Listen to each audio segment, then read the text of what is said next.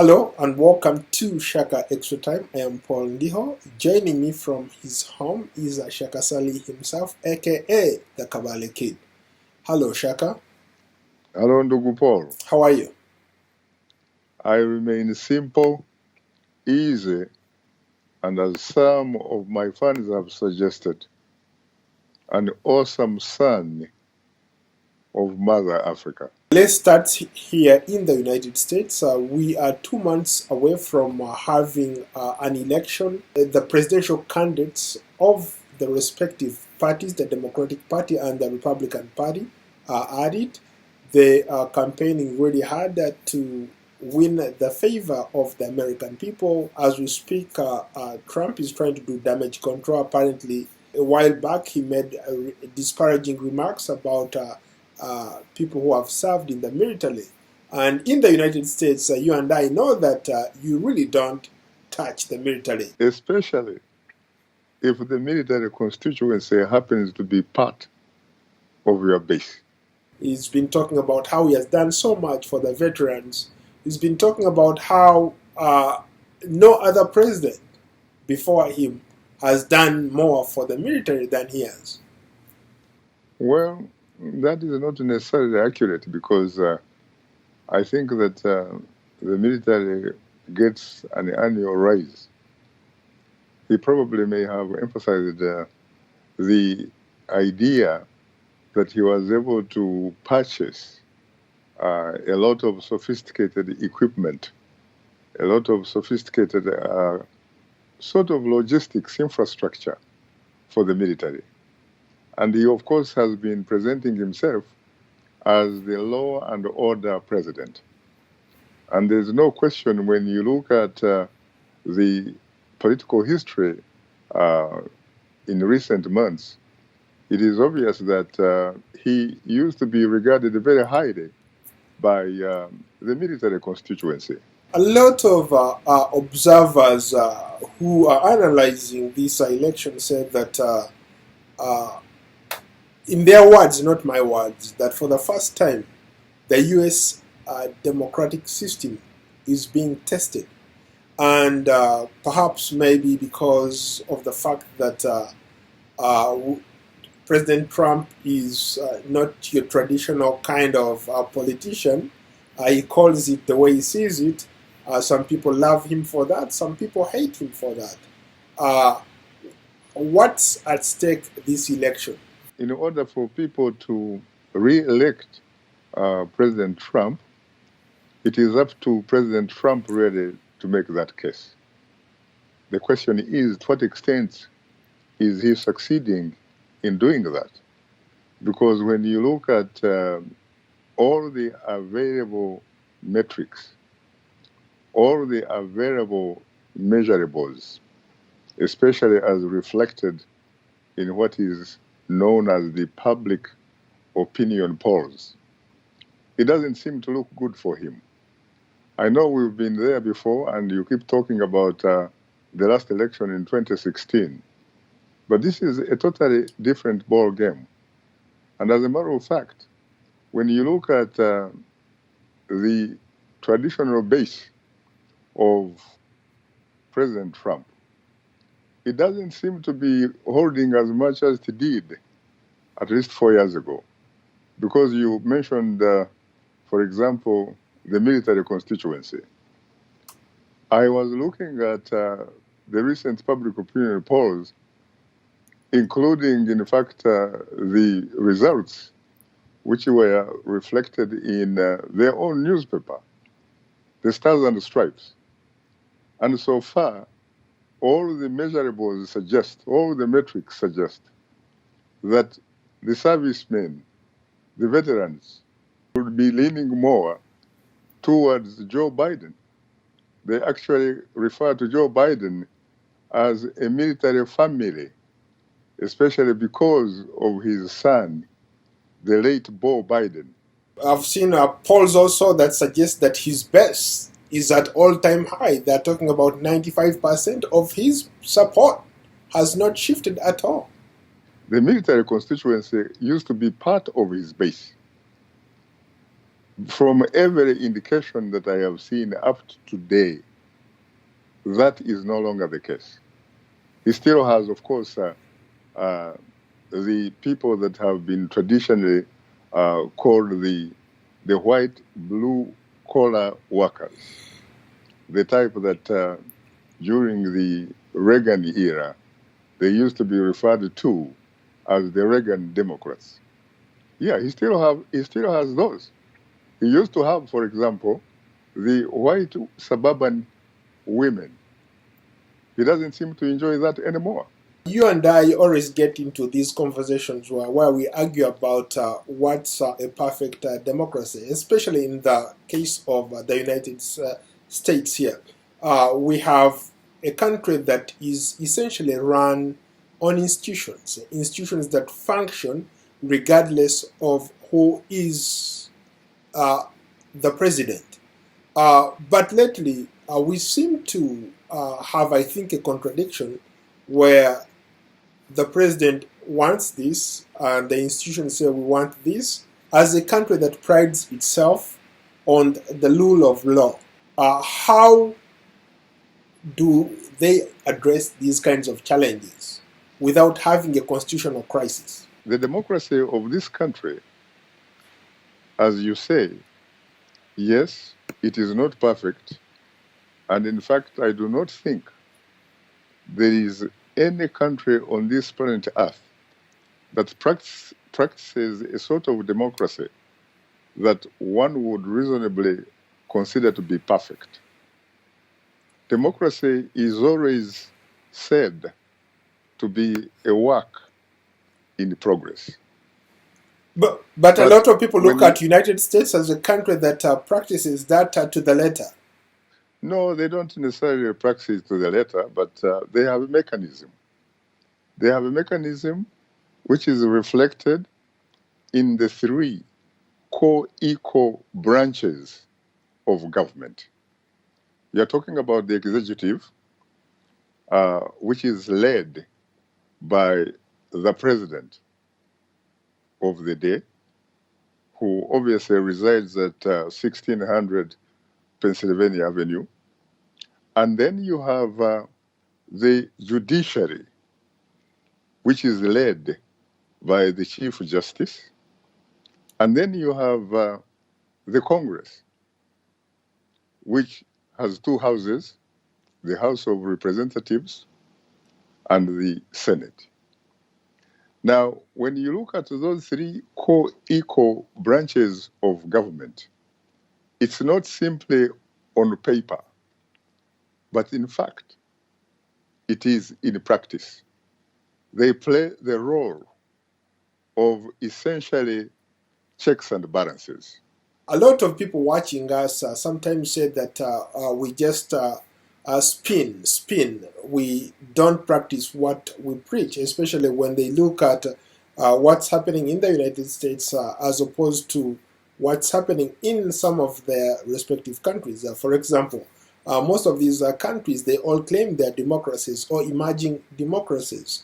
If you were to look at it from the context of Abraham Lincoln's definition of democracy, a government of the people, by the people, for the people, some of the democracies that we see on the continent rise up to that level where a government is a government of the people, for the people, by the people. I think that out of the 54 countries on the African continent, and which are also, by the way, equally member countries of the African Union, I do not think that I could claim that there are more than 10 or 15 countries out of the 54 that reflect that concept of democracy as defined by President Abraham Lincoln. I could say, for example, that South Africa would qualify. And as a matter of fact, I look at South Africa as perhaps the beacon of hope for African democracy. I say that because even the ruling party itself, the African National Congress, has demonstrated the ability of having, in fact, internal democracy. The reason I'm saying that is that the ANC, so far, since 1994, when it assumed power, it has had 4 presidents. And the reason it has had 4 presidents, because in fact, it would have had only perhaps 3 presidents, is because President Thabo Mbeki was recalled by the ANC, so he was not able to complete his term. And later, it also recalled the 3rd sitting president, who was Jacob Zuma, Usholozi. or Mushorozi, as he was affectionately referred to. So it has demonstrated clearly that it is a democracy. I can also say, without any contradiction, that Mauritius is also a country that would fit in that category. I can also say that when you look at the recent elections in Malawi, Malawi, I think, should belong to such a club. You go to West Africa, you look at the Republic of Ghana, you look at Benin. To a certain degree, you can also look at the land of the Ogas, the most populous nation on the African continent, Nigeria, especially when you look at the election of 2015, where the then president, Goodluck Jonathan. Goodluck Jonathan, organized an election, lost it, and conceded defeat with grace.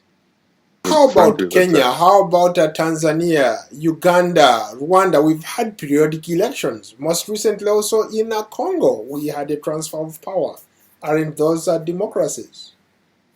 Well, they are probably democracies, but not yet in that category A. Kenya, I think, has clearly tried, especially when you had the last election where the Supreme Court had the audacity to annul an election that had been won by an incumbent president, Uhuru Kenyatta. There is a difference between having a democratic election and, in fact, having the type of democracy that was described by Abraham Lincoln. The type of democracy that was described by Abraham Lincoln puts the people at the center. The people are, in fact, the main stakeholders, and they are therefore the boss.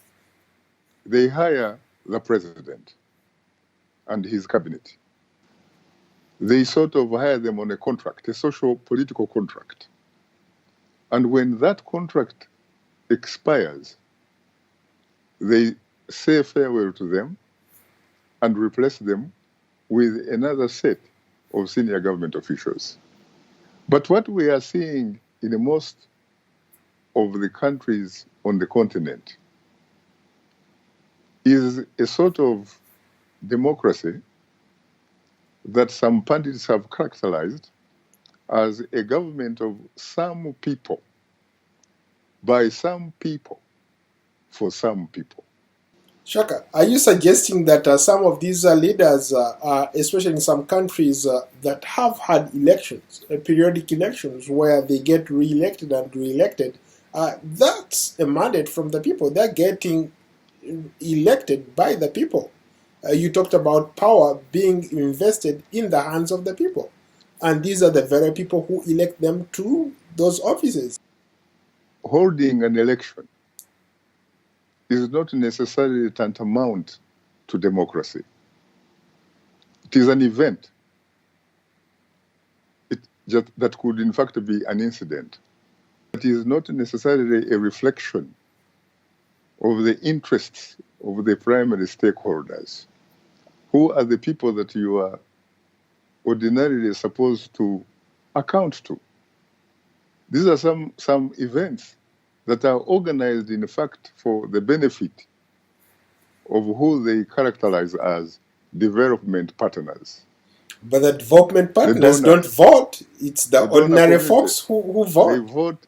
They vote with their dollars because they provide the aid. Let's shift our conversation to somebody that you and I have come to know as a hero, as somebody who saved over 1,000 people in a hotel in Rwanda during the genocide. Paul Rusesabagina. Rwandan President Paul Kagame has said that the man who inspired the Hollywood film about the 1994 genocide returned to the country on his own accord before being arrested for murder and terrorism charges. Your thoughts, Shaka? That was a statement, as you say, which was made by the Rwandan president, Major General Paul Kagame. I guess he's entitled to his opinion, but it seems to me from everything else I have seen, I would find it very, very difficult to believe that Paul Rusesabagina would in fact go back to Rwanda on his own volition. His family alleged that he was kidnapped in Dubai and taken to Rwanda, where he was paraded in handcuffs last week. They say he would never have gotten on a plane to go to Rwanda. Basically, what I have read and some of the people that say they have spoken to some members of Mr. Rusesabagina's family suggest that he had actually flown from the United States. That he then connected on a private jet. I, of course, don't know the circumstances under which he was able to connect on that private jet. I have no information suggesting that he owns a private jet. It seems to me that that type of transport may have been organized by some authorities beyond Rusesabagina's knowledge. It's quite possible that the governments of Rwanda and the United Arab Emirates may probably have reached a certain understanding that resulted into Rusesabagina waking up and finding himself in the Rwandan capital, Kigali. So the statement of the Rwandan president, to be honest with you, I think that it should be taken with a grain of salt. The Rwandan government has accused him of supporting rebels who are trying to overthrow the government of Paul Kagame. What I know for a fact is that he has been a fierce critic of the current president, Paul Kagame. But what I don't know is whether or not he's been involved in anything that connects him to a rebel movement or supporting any organization that wants to overthrow the government of Paul Kagame. I think that when you are talking about a government that is democratically challenged, just for the fact that you are a major critic is probably tantamount to essentially being seen in a manner that you could in fact have violated laws that would probably put you in a situation where you could even be charged with treason. Mind you, Paul Rusesabagina was not a simple critic. Paul Rusesabagina was an impeccable Rwandan citizen, a man with distinction, a man that had enjoyed international recognition for his efforts during the genocide in Rwanda in 1994. And by the way, I recall talking with Paul Rusesabagina and some of his colleague Hollywood producers. They talked about how before the Hotel Rwanda movie was screened anywhere, they took it specifically to the Rwandan capital, Kigali, and screened it for the president of Rwanda, President Paul Kagame, who apparently found it credible. He did not find any problems with Hotel Rwanda. But later, because Paul Rusesabagina seemed to have gained a lot of mileage out of it, he sort of became a megastar, despite the fact that he was not actually, he did not depict himself in the movie. He became a megastar to such an extent that at one time, some people started rumors suggesting that this man could in fact be a formidable potential political threat for Paul Kagame, the president of Rwanda. There are several other people that have not in fact been so lucky.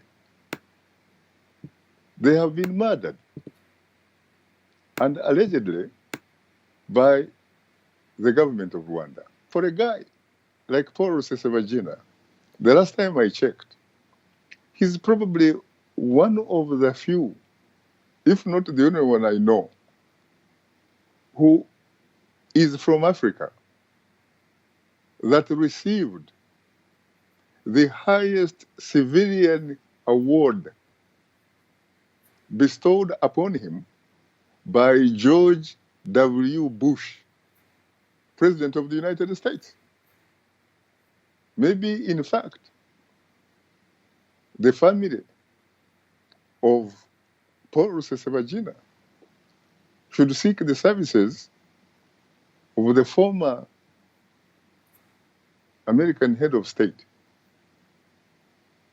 to intercede so that at least Paul Rusesabagina, if not released, at least should be able to be allowed to go through due process. The type of due process that is real. The type of due process, for example, that is made up of independent jurists, so that they can examine the allegations of the government of Rwanda. They can see whether, in fact, they are facts that have legs to implicate this man who is otherwise known internationally as a hero in the context of human rights. Interesting. Let's cross over to neighboring Uganda. The ruling party, the National Resistance Movement, which is the ruling party in Uganda, has had a fair share of its critics. For example, they just had their primaries last week.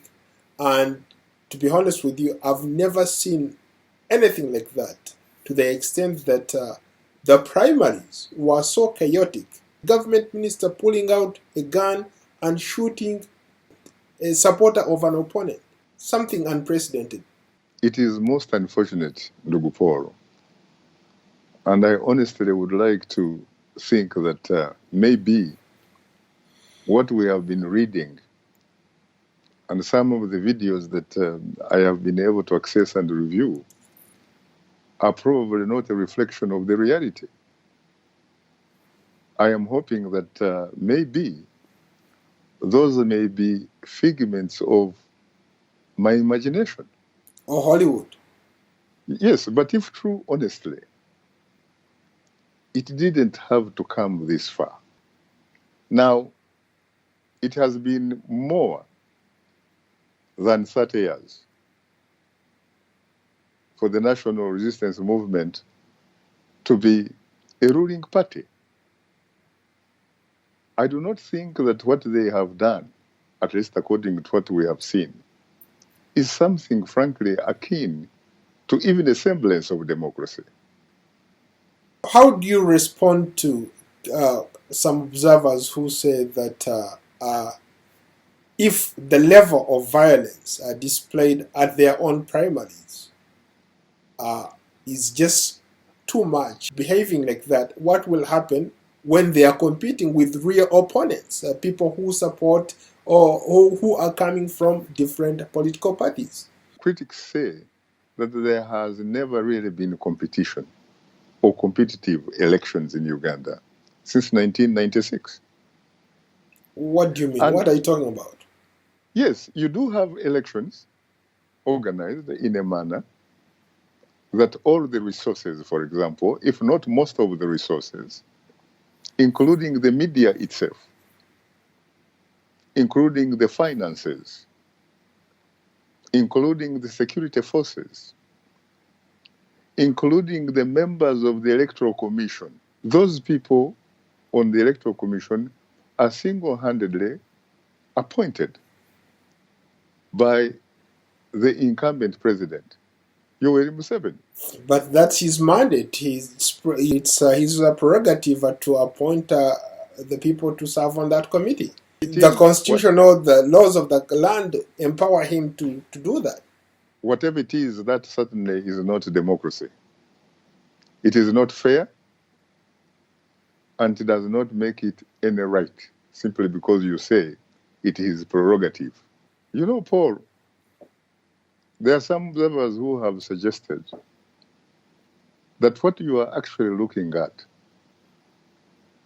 is a reflection of some observer when asked about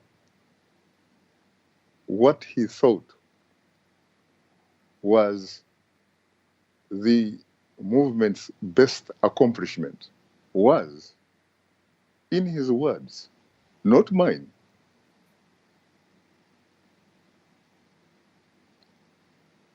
corruption and impunity.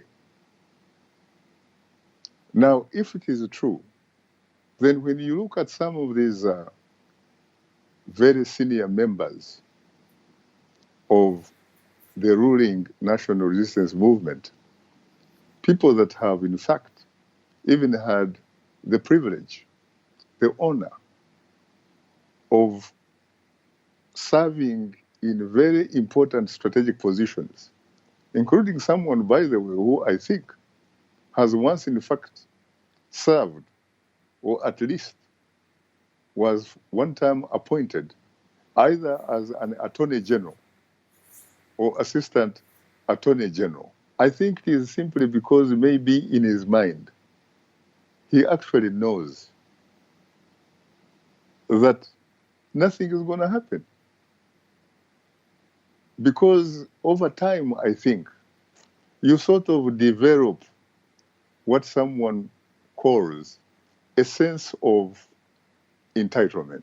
And so, some other political pundit, in fact, was saying that perhaps what we are looking at, the chickens coming back home politically to roost. That's a very good way to end this segment, Shaka. Thank you so much. You're most welcome, Ndugu.